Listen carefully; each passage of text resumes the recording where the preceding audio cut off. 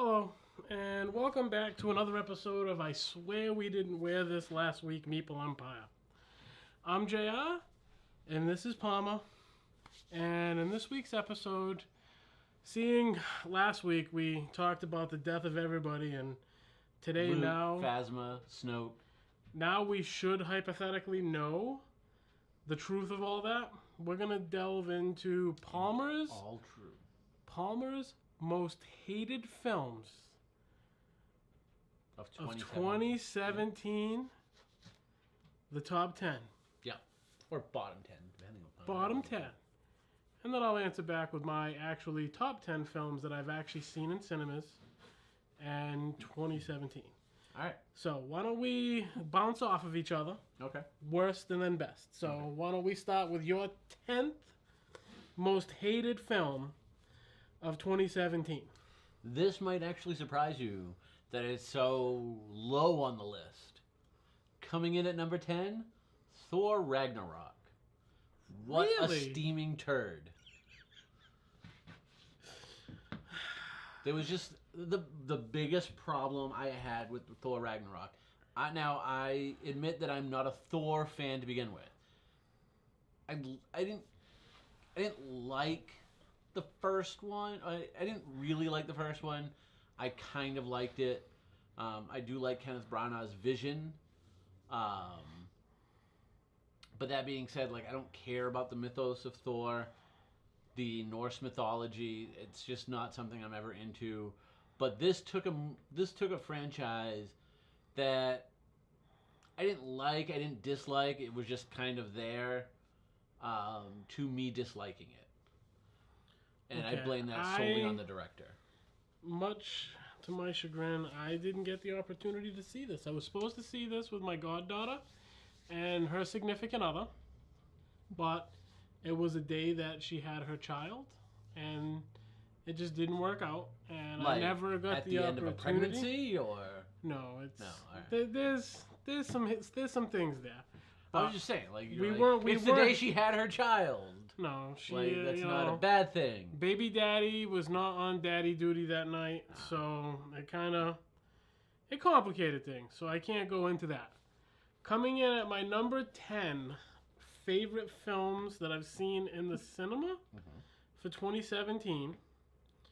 And this is one I think you actually, I'm not sure if it's on your I'm not sure if it's gonna be on your faves list, but I know it is a genre and a film franchise that you do enjoy.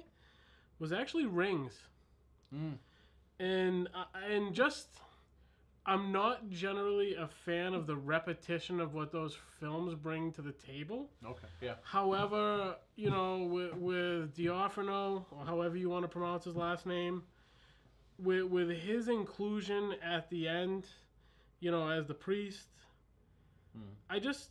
there was something about that. For as much as I felt like watching that film was kind of a roller coaster between, is this really new? Is this something I've seen before? Am I enjoying it? You know, they had the Big Bang Theory, Johnny Galecki. Johnny Galecki, and I think he was a good addition to the film as a whole. Yeah. It wasn't until we got to that last like 15 or so minutes that I really found myself going, you know, I'm actually digging it. Yeah. You know? I liked it. It was enjoyable. I love the original American Rings. Original American Ring. I've seen Ringu. It was okay. But this one felt like a good new point. Because the franchise started before the advent, really, of internet. Hmm? You know, still they were passing around a VHS tape, which even at that point was a little dated. Like, but you really couldn't. I mean, not too many people would burn DVDs. So I thought this was a good way to bring it into the realm of the internet age. Mm-hmm. You know, it didn't make my top 10 for the best films of the year, but it's probably in the upper third of the list. Okay. So what's your number 9 most hated film of 2017? Number 9, Birth of the Dragon. And again, this is a genre that I don't like. Like, I don't care for kung fu movies. And if you do, this was probably a little bit better than it was for me. But overall, I just found the movie boring, and I just didn't really care at all for any of the characters. If I'm gonna watch a movie about Bruce Lee, I'll just watch Dragon, the Bruce Lee story. That to me is a good movie, and this just wasn't. This didn't interest me at all. Yeah. Trailers, if anything is gonna pull me in and do a film justice, it'll be at the trailer level, and the trailer is just garbage, total garbage. So, again, I'm gonna have to take a pass on constructively criticizing. I'm gonna go to my number 9 favorite film I saw in the theaters. Yeah. This one's probably gonna make you regurgitate in your mouth. King Arthur. I actually enjoyed the experience, the different take on it, and I know the film has its faults in spades. But to just go into something and have a completely different take on the mythos, knowing what you're going in, it's a Guy Ritchie film, you know what you're walking into. Knowing what you're walking into, I found it refreshing. All right. It wasn't too long, it was just enough. Cinematically, there were a couple of questionable choices, but I enjoyed it. And, like I said, overall, I think it was the completely awkward take on it all in the Sword of the Stone. Mm-hmm. I just found refreshing. Okay. So much repetition in film right now. Seeing something like that it struck a nerve. Okay. So now that you've thrown up in your mouth about 3 times as I talk, do you want to comment or you want to leave it at that? No, we'll leave it at that. Okay, so we'll go to number 8, Palmer's worst. John Wick 2. He does all of this because they killed his dog. Wham! It's a horrible premise for a movie. Like, I like Keanu Reeves, and this movie is just like Keanu Reeves, not Sean Bean. What the hell's his name? No, I'll think of it later. But Ian McShane. Love Ian McShane. This movie does nothing. Like, it's just built around action with a horrible story, and the story's just so bad that I can't excuse it. You done? Yeah, I might. Yeah. My number 8 favorite film of the year. John Wick 2. Justice League. I honestly, when I sat down and thought about this, felt that this would have rated higher with me because I did find it an enjoyable experience. But really thinking of some of the other stuff and the refreshing things that I found in the beginning of the year, it almost felt like my list actually went in chronological order, to be honest. You know, because that was almost the order in which they left kind of like a resonance, with the exception of Rings, which I think Rings, we actually saw that together. Yeah. And I think that was, a couple months in. But, yeah, Justice League, I found it was just the right runtime. It had just the right amount of humor. It struck all the right chords for me. Yeah. Again, I'm not the biggest superhero fan, but it did what I needed a superhero movie to do. Yeah, it was really good. And actually, this is what, number 8? That's probably actually right around where I have it in my top 10 for the year. Actually, I might have it a little bit lower. I might have it at 9. But yeah, I mean, it's just a good movie. It has ways to go to be a really great movie, and I think that would come with releasing the Zack Snyder cut. I'm looking forward to that. So let's jump to Palmer's lucky number 7 worst film of the year. Free Fire. What the fuck is Free Fire? This is an Amazon studio movie that has Charlton Copley, the guy from District 9, A-Team. He does all the guy. He does. He's in the movie of all of the. I actually really like him. Yeah, I love him. Like he was the reason I watched this movie, and he's the reason I watch movies that he's in because he tends to pick really quirky movies. Yeah, I really him and the director of District 9 do really good stuff together. I don't believe this was the same director, and I believe it's also Jessica Chastain is the female lead, which is probably a problem for you. But so the premise of this movie is all these people show up for a gun deal, money, cash for guns. There's like 5 or 6 people on each side. The deal goes wrong, and a firefight ensues. And it's a very enclosed space. It's like a warehouse. It's like one room in a warehouse, and they're having a gun. They're pretty much diving behind stuff, having a gunfight. It sounds like a decent premise. It sounds like a premise for a beginning for a good movie. Here's the problem. That premise cannot fill an hour and a half to 2 hour movie. It's over in 30 minutes tops. Right. If that's the runtime of this movie's probably infinitely better. They get to the warehouse in like 5 minutes. It starts going wrong at about 10 minutes. And there was one point that I'm like, this movie must be wrapping up. Nope, I still had an hour to go. Which kind of shows you, like, it's a decent jumping on point for a script, but that was all it was. And it just, to me, it wasn't fully thought out. 3 for 3. I have no feedback because I have not seen. I will regurgitate my statement. What the fuck is Free Fire? And we will go into my 7th favorite for 2017. That would be it. Yeah. Again, being a horror fan, I fought with this, feeling that I wanted this to be higher. And, I mean, what it comes down to is for all of its visual merits, where there are many, at the end of the day, I still love Curry as Pennywise. And it's not that this Pennywise didn't do it for me. Mm-hmm. It's just I couldn't separate this as a film from the original, cable episodes.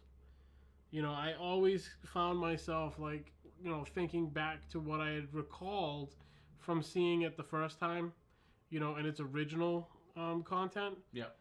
And the film, I think, in my head suffers for me overall because of it.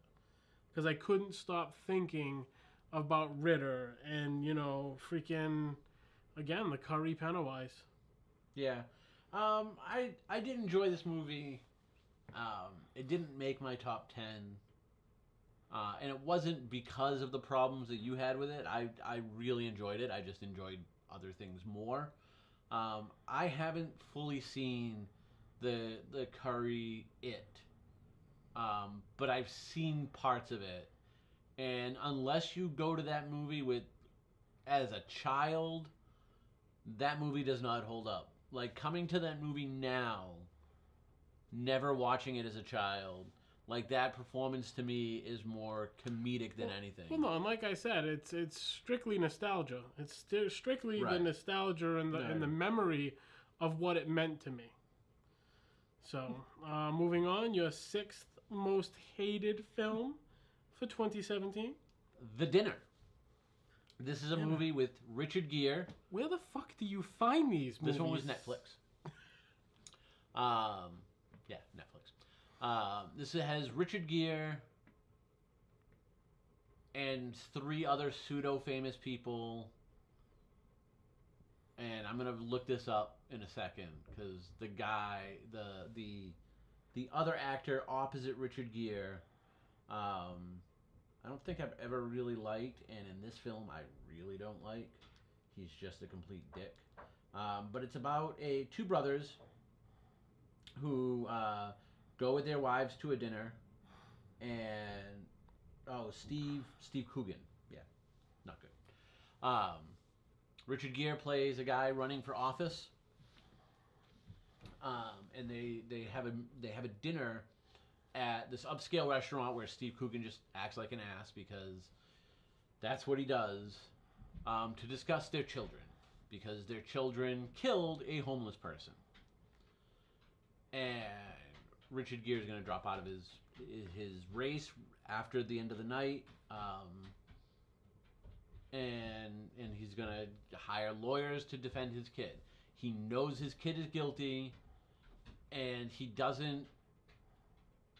While I think the parent in him wants the kid to get off, he just wants the kid to have a really good lawyer so his entire life isn't screwed up and he's not, like, in jail until he's 104.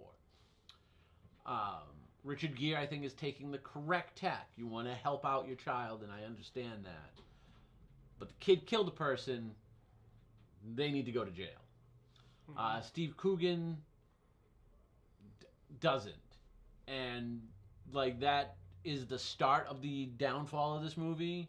Okay. Where to me, it's just a idiotic stance to take that I just sit there angry about the movie. Like, I just sit there angry about that half of the movie's message.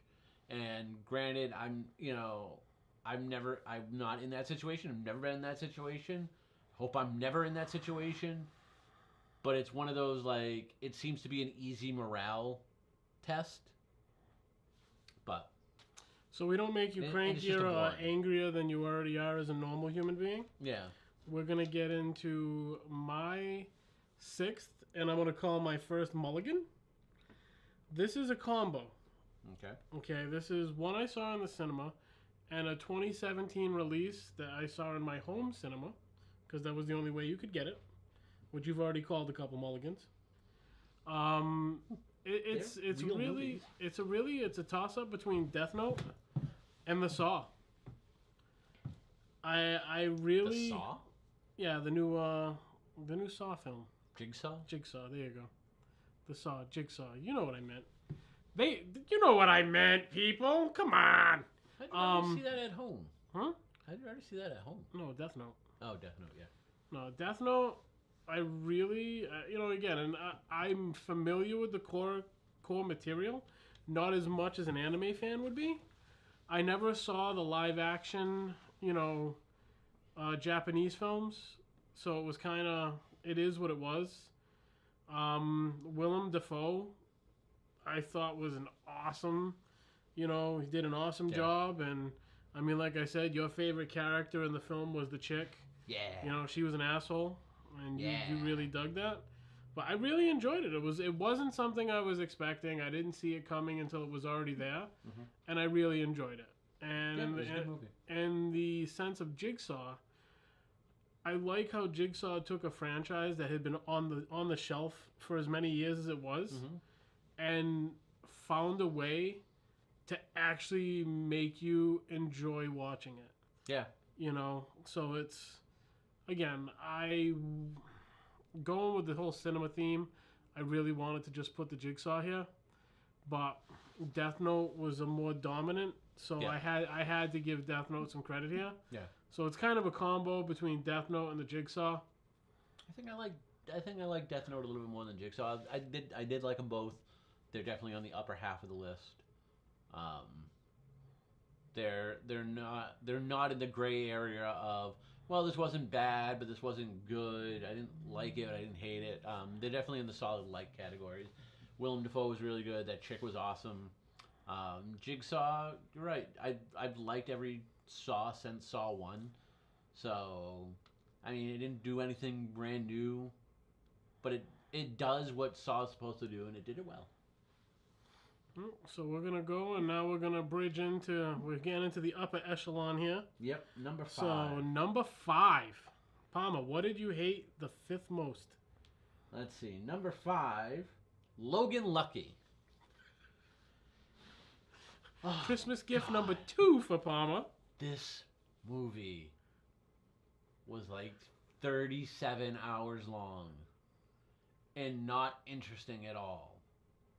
Like, I've successfully purged almost every memory of this movie from my mind, except the fact that I know I hate it. The cast was bad. The cast acting was bad. The characters were bad. The writing was bad. Just don't go see this movie. Like, don't. Not even on a dare. Okay, we're just going to keep the erasure of the fact that this film even exists, and we're going to jump into my 5th favorite of the year. Atomic Blonde. Ooh, yes, good movie. I really dug Atomic Blonde. I like how they interlaced, you know, just the kind of history, what was going on in the background with, you know, how they presented it in the film. As, you know, a cinematographer myself, you know, when they use the colored lighting, you know, especially when, you know, Charlize Theron is having, you know, her romp with the other girl and, you know, in the bar, and just the way that they used colors was fabulous. I just, and I mean, McAvoy, I probably, up until this point, had very mixed feelings about him. But this really pushed me over the edge to say, you know what? He actually is a solid performer. He is a solid actor. You know, he really did a good job. I think everything about this made me feel like punk rock Clash. Yeah. You know, kind of. And I really dug it. You know, I sat there, you know, there was just the right amount. You know, she was a badass chick, but she wasn't too badass. You know, and she was just badass enough when she needed to be.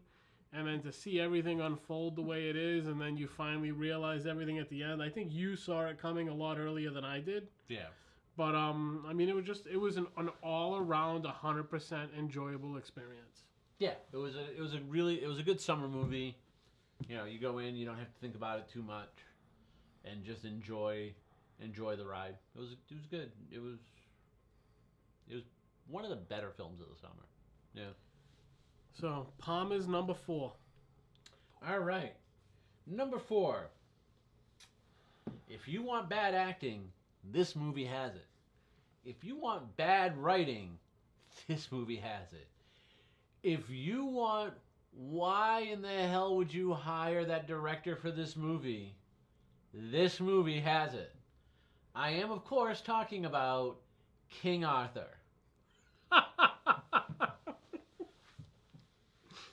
You know, I knew that was on your list. It's just bad. It's just so bad. Like, Charlie Hunnam. Whatever. I don't know, like, aside from the fact he's goofy looking, like, aside from that fact, he can't act. Okay, this is he got fired from 50 Shades of Grey. This is the second video I'm going to say this in. It's a wonder you don't get laid. Proceed. Why would I want to be laid by Charlie Hunnam? I'm just saying, you can't talk like that. Like, I can. He is a sex symbol, for Christ's sakes. He is a sex symbol to blind people. This movie just does, like, just bad. Like, it piles bad on bad. It's, like, I don't understand how, like, this movie could have been good in the hands of a competent director. Okay, I can't listen to this anymore. You guys have already heard me call this a fave of the year. Yeah. And now you see that this falls at number 4. Number 4 for this clown. Right. We're going to come to my number 4, and we'll bring us back to, like, the bright side of cinema movie going. And at number 4, Wonder Woman. I really dug Wonder Woman. I'm not going to lie. I felt that Gal Gadot's performance felt like she was more comfortable in Justice League. It felt like she had really accepted and taken on the role of Wonder Woman as a persona more than as, you know, just an acting role. Mm-hmm. And I enjoyed her performance more in Justice League. But what I felt this film did, just for, you know, a strong female superhero lead amongst a primarily male-driven genre, I thought it was amazing. It was nothing short of spectacular. Yeah. You know? It was probably the perfect comic book movie. I really enjoyed it. Yeah. It was awesome. It was great. It's definitely one of my faves of the year. I love her as Wonder Woman. I like Captain Kirk as Steve Trevor. I like the fact that they did it in World War I. Yes, I know she came out in World War II. World War One makes more sense for the movie they did. I felt the special effects were better than they were in Justice League. This movie just does everything very well, and there's not much I could fault in this movie. Like I said, I enjoyed it. Yeah. So now we're gonna enter the big three. Yep. Number 3, Palmer's most hated film, and I have a feeling that this one's gonna cut deep too. Number 3, Mother. Oh my God, this does not cut deep. I could not agree with you more. Please proceed, sir. So the beginning, we did an episode on this, and the biggest problem with Mother is everything after. Everything. No, not everything. Everything. The first half hour to 45 minutes, where it's real, just like tension building. I'll give you 10 minutes. Why is Ed Harris there? What's he doing? What's Michelle Pfeiffer doing? That's good. The movie's good at that point, and you're like, something's wrong, something's off, and tension builds, and that's what I like about it. And the reason it's so low is because once the twist happens, it delves into the ridiculous and stupid so fast that it completely negates everything good the movie did up to that point. This is a movie that could have been great, but was ruined because of a writer and director who wanted to be smarter and do a message. I'm fine with the message this movie tries to make. Do it in a better way. Do it in a better movie. At the point when you know something's wrong, that point was the first time the DP hit fucking record. No. He just stood up, they looked, they you know, you gotta think, they pre-blocked. There was a little bit of rehearsing going on here. The fact that they went through all this and they still decided that it was a good idea to make this fucking movie. The first half hour has probably some of the best tension I've had in a movie this year. And maybe last year, although, no, maybe last year too. But I mean, it was almost like Guillermo del Toro level of tension building. And I'm not even gonna taint Del Toro. The fact that it completely negated that with what which if I remember correctly, was only like the last hour of the movie. That just felt much longer. You know what? I lost 2+ hours of my life on this garbage. I'm not gonna waste any more. Yeah. Let's go to number 3. Yep. My number 3 favorite film of the year. Yeah. John Wick 2. You're horrible. You're a horrible human being. How can you go into that film expecting anything else other than what it was? Wham! My dog died. Wham! What did you expect? It was gonna be fighting and shooting. I expected like an actual storyline. Sorry. You know, they have the actor from Fringe who plays, you know, in the hotel. Ian McShane. No. The dark-skinned gentleman who's the counter help. Okay. Like there's that interaction, there's just so much. I think the choreography that went into that was next level. You know, for the fight scenes. But the script was horrible. You can't go into that film expecting a story. Like, I liked the choreography. Like, I liked the fight choreography in Atomic Blonde. But, like, if you put the John Wick fight choreography in Atomic Blonde is then easily probably in my top 10 films. Like, this movie is brought down solely on the fact that it doesn't have a storyline. I enjoyed it. It was top 3 fair for me. To be honest, if Atomic Blonde had the choreography of this, not that it had bad choreography, but if it had the choreography of this they would have easily swapped. Yeah. So, all right. Moving on. Number 2, Lost City of Z. Man, this movie's fucking boring. I cannot stress this enough. This movie is boring. It is dull. I would rather drill into my head than watch this movie again. How do you take a movie based on the life of the guy that supposedly inspired Indiana Jones and make a movie this fucking dull? How? Well, not for nothing. This Oddly movie enough, feels. This movie has one of your favorite actors of the year. This is the second movie on this list with Charlie HUNUNUNNAMANN. This is how bad he is. He's on this list twice. This time, not only is it his fault, but it's also how fucking boring this movie is. God. What's your number 2? You okay, sir? No, wait till number 1. I think we all know what number 1 is. Number 2. I have someone on my list who also is a repeat, good offender. Number 2, Split. Very good movie. Really? You know what? I am so sick of the M. Night Shyamalan. Yep. And I know that, he made like one good movie and then everything was just a shit show all the way through. Yeah, Signs was pretty good. And, you get to this film and, again, I don't know what you're going into. Everyone says it's good. You gotta go see it. You go there, me expecting it to be another fucking train wreck. Yeah.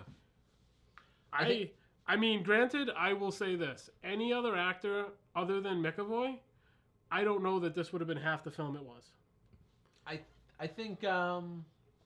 Night Shyamalan has done a good job at lowering the bar low enough that this movie surprises. I mean, I really enjoyed it, but I also really like Anna Taylor-Joy, Anna Taylor-Joy, who did The Witch a couple years back.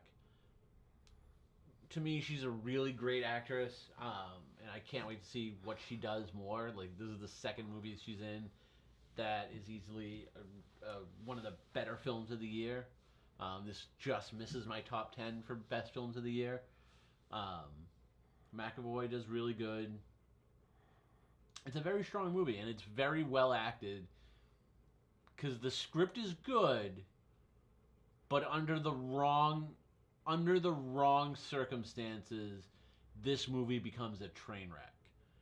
And that's if you cast Charlie Hunnam in this movie as McAvoy's role, this movie probably becomes a train wreck. If anyone out there can find me a Sons of Anarchy HUNUNUNNAMANN figure, I would love to have that. He needs a stocking stuffer. Yeah, it was good. All right. Okay, hold on, pause. Hold on, folks. We got to pause for this. Because this is big. Palmer, the most fucking curmudgeonly angry fucking person I know, is going to say what his number 1 most hated piece of cinema trash, which should have been Mother in all actuality. Something was worse than Mother. Mother had some redeeming qualities. Yeah, some redeeming qualities. Yeah, it got me to the bathroom as quick as humanly possible. Anyway, Palmer's number 1 most hated film for 2017. Spider-Man Homecoming. Fuck you, fuck you, fuck you. When we had discussed the possibility of filming this episode, that was the one and only film that resonated. All I could see was, will he actually get up, say it, and just leave? I didn't even think he was going to sit here to talk about this. So tell me about your... I'm not doing it. I'm not doing it again. Go back and watch that episode. Fuck you. What's your number 1? Number 1, favorite film for 2017 in a cinema environment, which has nothing to do with the people I went with, although I do enjoy the individuals I get to go see films with. This is going to shock you all. This is going to shock Palmer over here. Was it Titanic? Was it Titanic? Get Out. Okay. I can't, it's one of those films where when you take it all in and you try to just even talk about it, you find yourself just at a loss for words with it all. Yeah. It wasn't what I expected. I'll be honest. I've watched films that have had strong racial, boundaries and undertones. Django Unchained was one of them, where going back to my goddaughter's ex-significant other was a dark-skinned gentleman, and I had to watch that film Django Unchained side by side with him. It was the most uncomfortable experience of my life, to be quite honest. Was it because you tried selling him? No, it's you fucking asshole. Like That's I exactly can't, I can't understand why. It makes me you Did you almost own feel, slaves in the South? It makes you feel disgusting to be white sometimes, It was just an awful experience. Every time Samuel L. Jackson just was dropping N-bombs, I'm like, looking over to see if he thinks I'm enjoying it. It was awful. If this was Roots, I could understand that argument. But you don't take Quentin Tarantino seriously. And Get Out, it was a lot of that same kind of racial undertones. The whole film is based off of it, and just everything about it. Like it was hard to go into this movie with expectations, because let's face it, you don't know what the hell you're walking into, And I think that the trailers, the posters, I think everything did a good job of not giving kind of the everything away with it. Right. I will be honest, it was said that Peele's original ending wasn't what we got. So when the friend gets out of the cop car and kind of drops... Spoiler. That's like the best part of the movie. When the friend gets out of the cop car and delivers the humor, that wasn't the original intended ending. No, it was supposed to be the guy from the beginning of the film. So yeah, it's on the DVD. I like the second ending more. Before we had saw this, I had watched Colbert, and he was interviewing the guy from West Wing who's the father in the movie, and he was like, he's like, I can't say it enough. This is one of my favorite roles. Go out and see this movie, but he's like, but go see it in the theater, see it with a bunch of people. He's like, I'm not going to tell you, but there's a scene that he's like, when I see it in the theater with people, he's like, there's a scene I always wait for because it gets a reaction. And it did. And it's the scene where at the cop car, the theater that we were in, there was a mixture between audible gasps as soon as the cop car rolls up, audible gasp, people going, fuck off. Like, the fact that this movie was able to do that, and not in a way that Rocky Horror Picture Show or Snakes on a Plane does, like, just genuine emotional reaction. This is a great film. It's not, it's just not one of the best of the year. It's in the conversation for best film of the year. I hope it takes home some awards. But yeah, it is a great movie. If you haven't seen it, go see it. I'm looking to see what Peele does from here on out. Well, hopefully it's not Keanu 2, because that movie sucked. Well, you got to look at it this way. I don't think Get Out had a very big budget, No. in comparison to a lot of the other films that we're talking about. But I have nothing bad at all to say about this film. Yeah. I enjoyed everything from the time you sat down till the time that dude got out of the cop car. Yeah. So this is our worst to first 2017 film analysis. We hope that we've given you something to, take away from this. Good films to go see, train wrecks to avoid. I'm JR. Fuck you, Spider-Man. This is Palmer. Send him all the homecoming love. Christmas presents galore. Peter Parker here, Peter Parker there. I don't even think that movie could have been worse if Charlie Hunnam was in it. Thank you for watching, guys. Catch you next time.